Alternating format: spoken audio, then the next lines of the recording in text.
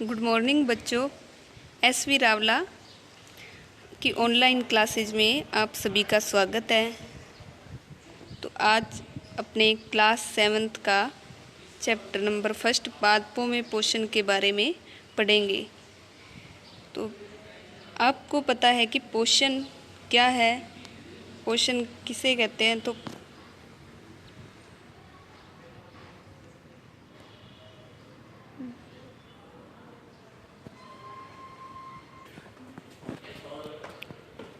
सबसे पहले अपने बताएंगे कि पोषण जो अपने शरीर में ऊर्जा प्राप्त करने के लिए बाहर से खाद्य रूप में वस्तुएं ग्रहण की जाती हैं उसे पोषण कहते हैं।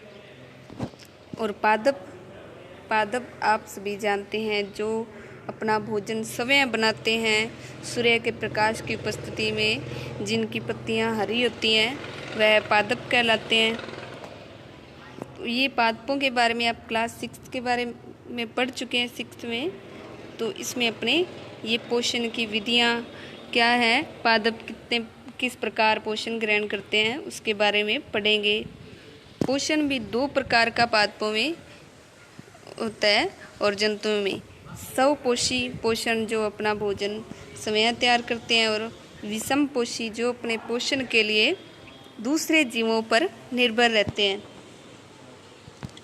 तो इसमें अपने पढ़ेंगे कक्षा 6 में आप पढ़ चुके हैं कि सभी जीवों के लिए भोजन आवश्यक है। आप यह भी पढ़ चुके हैं कि कार्बोहाइड्रेट, प्रोटीन, वसा, विटामिन एवं खनिज भोजन के घटक हैं। ये सभी घटक संतुलित पोषण के प्रमुख घटक हैं, जैसे कार्बोहाइड्रेट, प्रोटीन, वसा, विटामिन, खनिज लवण, इसके अलावा जल। ये सभी एक तरह से मुख्य पोषक तत्व हैं। ये घटक हमारे शरीर के लिए आवश्यक हैं तथा इन्हें पोषक कहते हैं। तो पोषक के बारे में अब क्या लिखेंगे, भोजन के वे सभी घटक जैसे कार्बोहाइड्रेट, प्रोटीन, वसा, विटामिन जो अपने लिए आवश्यक हैं उन्हें पोषक कहते हैं। सभी जीवों को भोजन की आवश्यकता होती है। पादप यानी पौधे स्वयं भोजन बना सकते हैं, इसलिए इन्हें स्वपोषी कहते हैं। परंतु मानव सहित कोई भी प्राणी अपना भोजन स्वयं नहीं बना सकता। वे पादप अथवा पादपों का आहार ग्रहण करने वाले जंतुओं से अपना भोजन प्राप्त करते हैं। अतः मानव तथा अन्य प्राणी प्रत्यक्ष अथवा परोक्ष रूप से पादपों पर निर्भर करते हैं। तो विषमपोषी में वे जीव जंतु जो अपना पोषण पादपों या दूसरे जंतुओं से ग्रहण करते हैं वे विषमपोषी कहलाते हैं।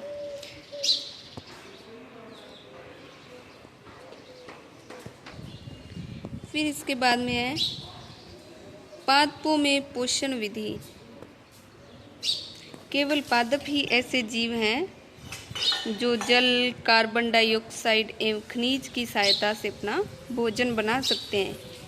यानी वायुमंडल से पादप CO2 ग्रहण करते हैं, मृदा से जल ग्रहण करते हैं और कुछ खनिज तत्व ग्रहण करते हैं। जब ये प्रकाश की उपस्थिति में रासायनिक क्रियाएं करती हैं तो उससे पादपों में भोजन बनता है, और जिससे ये उत्पाद के रूप में कार्बोहाइड्रेट और ऑक्सीजन बनाते हैं। तो इस प्रकार पादप अपना पोषण इन कारकों से तैयार करते हैं, जैसे जल, CO2 और खनिज तत्व। ये सभी उनके परिवेश में उपलब्ध हैं। परिवेश मतलब वातावरण में। CO2 वायुमंडल में, जल है वो मृदा में, और खनिज तत्व भी मृदा में, और प्रकाश अपने को सूर्य से प्राप्त होता है।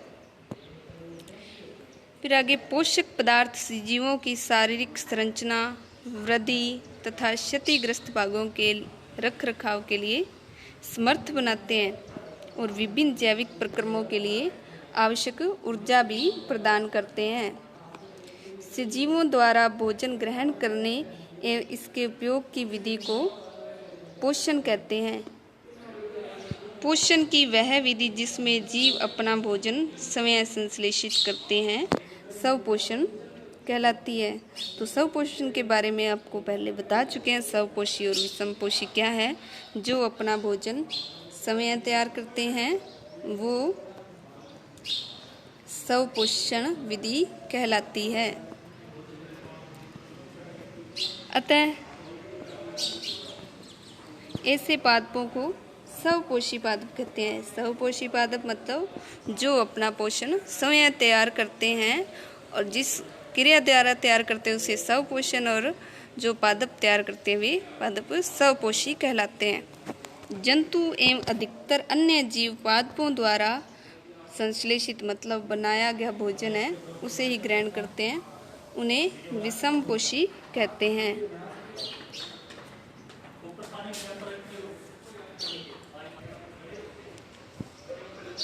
पहली जानना चाहती है कि पादपों की तरह हमारा शरीर भी कार्बन डाइऑक्साइड, जल एवं खनिज से अपना भोजन स्वयं क्यों नहीं बना सकते? तो अपने भोजन स्वयं क्यों नहीं बना सकते? क्या कारण है कि पादप हैं वो अपना भोजन स्वयं बनाते हैं? तो पादपों में एक विशेष प्रकार की संरचना पाई जाती है जिसे हरित वर्णक यानी क्लोरोफिल भी कहते हैं। ये पत्तियों के अंदर पाया जाने वाला प्रमुख वर्णक है जो प्रकाश की उपस्थिति में भोजन बना सकता है। तो ये पादपों में ही वर्णक पाया जाता है। ये वर्णक अपने जीवों में नहीं होता है, इस कारण अपने भोजन स्वयं नहीं बना सकते। अब हम पूछ सकते हैं कि पादपों की खाद्य फैक्ट्रियाँ कहाँ स्थित हैं? क्या भोजन पादप के सभी भागों में निर्मित होता है अथवा केवल कुछ विशेष भागों में ही बनता है? तो पादप है उनके विशेष भाग जैसे जड़, तना, पत्ती, ये सभी प्रमुख भाग हैं, लेकिन इसमें भी जो भोजन निर्माण का कार्य करता है वो भाग है पत्तियाँ। तो पादप अपने परिवेश से मतलब अपने आसपास के वातावरण से कच्ची सामग्री प्राप्त करते हैं और खाद्य फैक्ट्रियों तक उनका स्थानांतरण किस प्रकार होता है?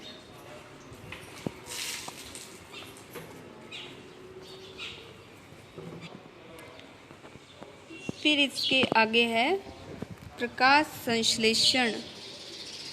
पादपों में खाद्य संश्लेषण का प्रक्रम मतलब जो प्रकाश संश्लेषण क्रिया है वह पादपों में किस प्रकार होती है, इसके विभिन्न स्टेप है उसके बारे में पढ़ेंगे।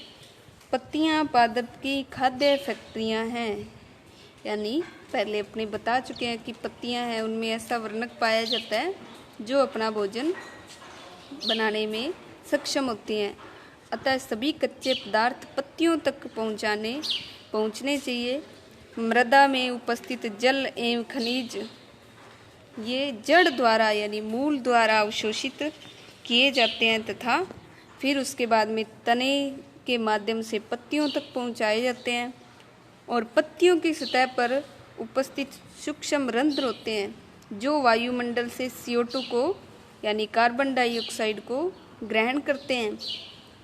तो जल को भूमि द्वारा जड़ों ने ग्रहण किया और जड़ों ने इनको तने द्वारा पत्तियों तक पहुंचाया और पत्तियों ने वायुमंडल से सीधे ही CO2 को ग्रहण किया। तो इस प्रकार पादपों की पत्तियों में रासायनिक क्रिया होगी प्रकाश की उपस्थिति में और समय भोजन पत्तियां अपना तैयार करती हैं।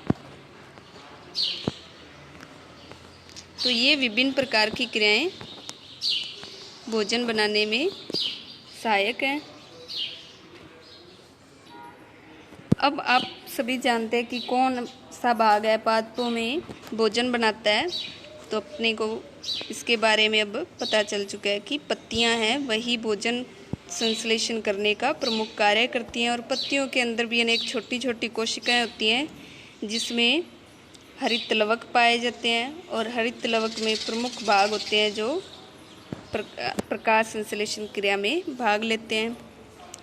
तो अब जो पत्तियों में कोशिकाएं होती हैं वो किस प्रकार की होती हैं उसके बारे में पढ़ेंगे। आपने देखा है कि इमारतें ईंटों से बनी हैं, इसी प्रकार से जीवों का शरीर सूक्ष्म इकाइयों से बनता है जो कोशिका कहलाता है। तो कोशिका के बारे में क्या लिखेंगे? सजीवों का शरीर सूक्ष्म इकाइयों से बना हुआ है जिसे कोशिका कहते हैं, और कोशिकाओं को किससे? सूक्ष्मदर्शी द्वारा देखा जा सकता है। कुछ जीव मात्र एक कोशिका के बने होते हैं और कोशिका एक पतली बाह्य संरचना द्वारा घिरी होती है जिसे कोशिका झिल्ली कहते हैं। तो कोशिका झिल्ली इस डायग्राम में ये बाहर की तरफ है, जो ये कोशिका झिल्ली होती है, यानी इसको घेरे हुए है, ये कोशिका झिल्ली कहलाती है। इसमें केंद्र में स्थित, ये केंद्र यानी बीच में स्थित एक स्पष्ट संरचना अपने को दिखती है जो केंद्र कहलाती है। तो केंद्र कौन सा? इसमें ये वाला भाग है, ये क्या कहलाता है? केंद्रक। ये वाला भाग है, ये स्पष्ट जो दिख रहा है ये केंद्रक कहलाता है। केंद्रक चारों ओर से जेली के समान एक पदार्थ से घिरा होता है जिसे कोशिका द्रव्य कहते हैं। जो इसके साइडों में ये जेली समान भाग है केंद्रक के चारों तरफ और कोशिका झिल्ली के बीच में, ये सारा भाग कोशिका द्रव्य कहलाता है। तो आपको कोशिका में प्रमुख भाग पता चल चुके हैं। बाहर वाला भाग कोशिका झिल्ली हो गया, बाहर वाला भाग कोशिका झिल्ली, सबसे अंदर वाला केंद्रक, और केंद्रक के चारों तरफ है ये भाग है कोशिका द्रव्य।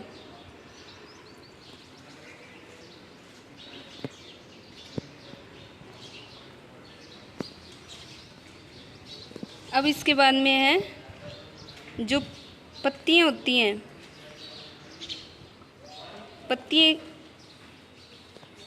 पत्तियों की सतह पर छोटे छोटे रंध्र पाए जाते हैं और इन्हीं रंध्रों के द्वारा CO2 है वो पत्तियां ग्रहण करती हैं। रंध्र होते हैं वो द्वार कोशिकाओं से बने होते हैं, ये छोटे छिद्र रंध्र कहलाते हैं। तो रंध्र किस प्रकार होंगे? ऐसे छोटे छोटी द्वार कोशिकाएं होंगी। इन द्वार कोशिकाओं के बीच में ये वाला भाग रंध्र होता है, और ये द्वार कोशिकाएं होती हैं, ये फूल खुली हुई और बंद दो प्रकार की होती हैं। फिर जल एवं खनिज वाहिकाओं द्वारा पत्तियों तक पहुंचाए जाते हैं। वाहिकाएं मतलब तने में वाहिकाएं, जाइलम, फ्लोएम, इस प्रकार की कुछ संरचनाएं होती हैं, वो जल को और खनिज लवणों को पत्तियों तक पहुंचाते हैं। ये वाहिकाएं नली के समान होती हैं तथा जड़, तना, शाखाओं या पत्तियों तक फैली होती हैं। पोषकों को पत्तियों तक पहुंचाने के लिए ये वाहिकाएं एक सतत मार्ग बनाती हैं। पादपों में पदार्थों के परिवहन के विषय में आप अगली उच्च कक्षाओं और इस क्लास के अध्याय 11th में अपने पढ़ेंगे।